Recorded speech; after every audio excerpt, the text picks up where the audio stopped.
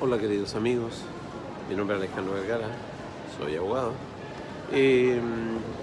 Ustedes ya han visto en gran parte de más de 300 videos que tengo sobre la plataforma de YouTube y Facebook. La idea central es incorporar más y más videos con distintos elementos que podrían serle útiles para su preparación para el examen de grado. Y entre eso estoy en el Centro de la Creatividad Mundial, en el Museo del Louvre en París. La idea es motivarlos a que incorporen elementos de iconografía, color y creatividad en general a sus materias de estudio. Solo así van a recordar ciertamente las instituciones del derecho civil, tan difícil a veces de solo aprenderlas de memoria, sin comprender en absoluto su significado y su utilidad sobre todo. Que tengan buen día y desde aquí, desde el Museo del Louvre en París, les mando un video. Hola queridos amigos, ¿qué tal? ¿Cómo están? Hoy vamos a seguir revisando la clasificación de los actos jurídicos. Teníamos que habían clasificaciones de tipo legales y también de tipo doctrinales, ¿ya?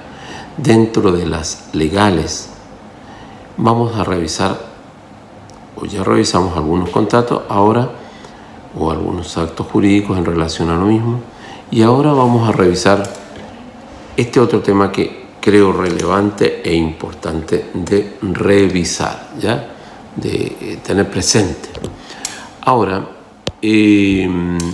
atendiendo, por ejemplo, a si se puede o no subsistir por sí solo, se clasifican en actos o contratos principales y accesorios, aspecto no menos importante.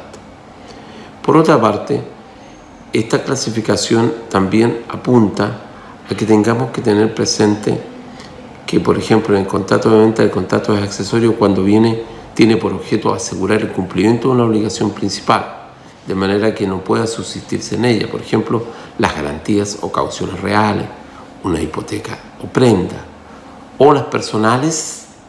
Nótese la diferencia: la fianza, la solidaridad, la cláusula penal. El artículo 46 del Código Civil define lo que se entiende por caución, y caución generalmente cualquier obligación que se contrae para la seguridad de otra obligación propia o ajena. Son especies de caución la fianza, la hipoteca y la prenda. Cabe señalar, aun cuando las expresiones garantía o caución suelen utilizarse como sinónimo, hay entre ellas una relación de género y especie. En efecto, toda caución es una garantía, pero no toda garantía es una caución, pues el derecho legal de retención es una garantía, pero no es una caución. Entonces hay que tener presentes esos aspectos, pues no se trata de una obligación contraída, ¿ya?, para asegurar otra obligación.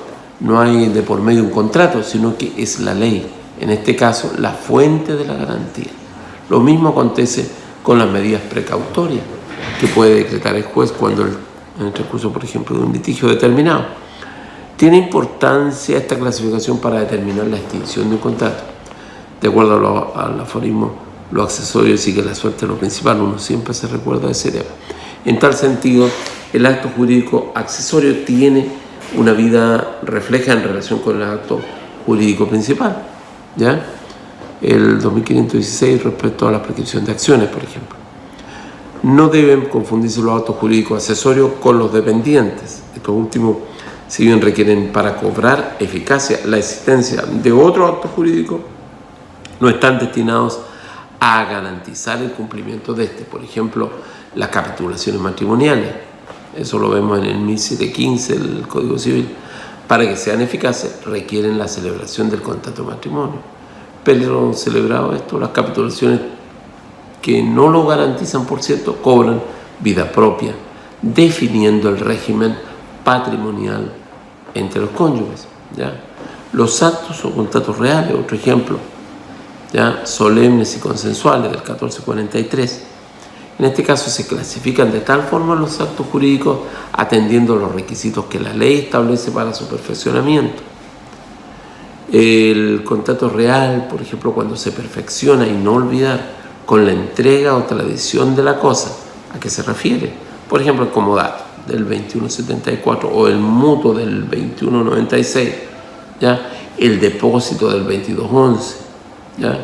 La anticresis del 2437, ¿ya? En algunos casos se usa la palabra tradición.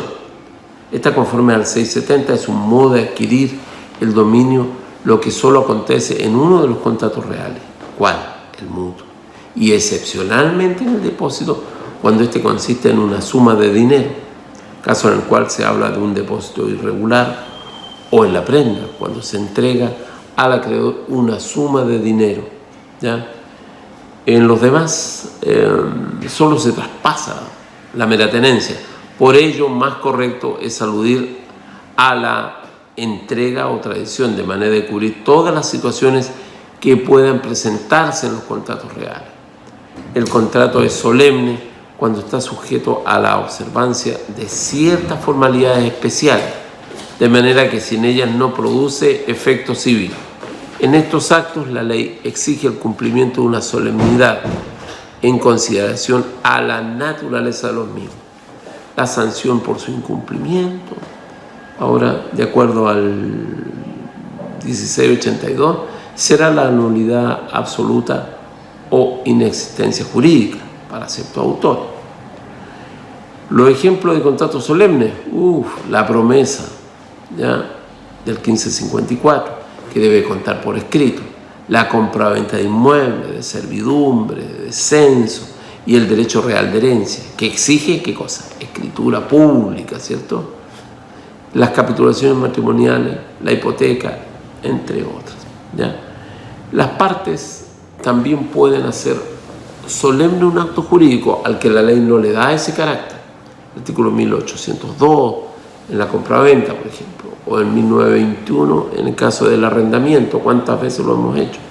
En estos casos cabe el derecho a retractarse mientras la otra no cumpla la solemnidad convenida, ¿ya?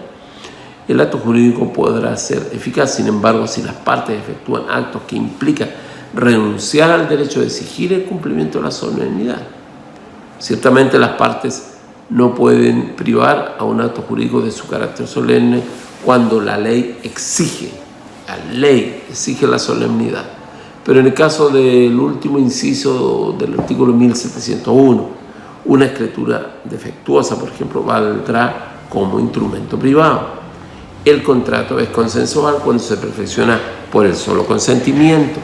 Ejemplo, la compraventa de bienes muebles, el arrendamiento de muebles o inmuebles urbanos, el mandato en general. Bueno, esta clasificación es parte de las clasificaciones legales, ¿ya? En otro video nosotros vamos a detenernos en las clasificaciones de carácter doctrinaria, de la cual ya citamos en un video introductorio. Por lo tanto, creo que acá hay como keywords o palabras claves. Por ejemplo, cuando la ley exige la solemnidad, ¿ya? En este caso la palabra es la solemnidad, ¿ya? Aspecto que debe ser considerado, digamos, para tener recuerdo de esto. Por otra parte, también no menos importante es que las partes también pueden hacer solemne un acto jurídico al que la ley no le da tal carácter. También existe eso en los artículos 1802, por ejemplo, en la compraventa. Podemos hacer perfectamente solemne un acto, aunque la ley no lo exige. Espero que les agrade este video y hasta aquí quedamos con este video. Tengan buen día.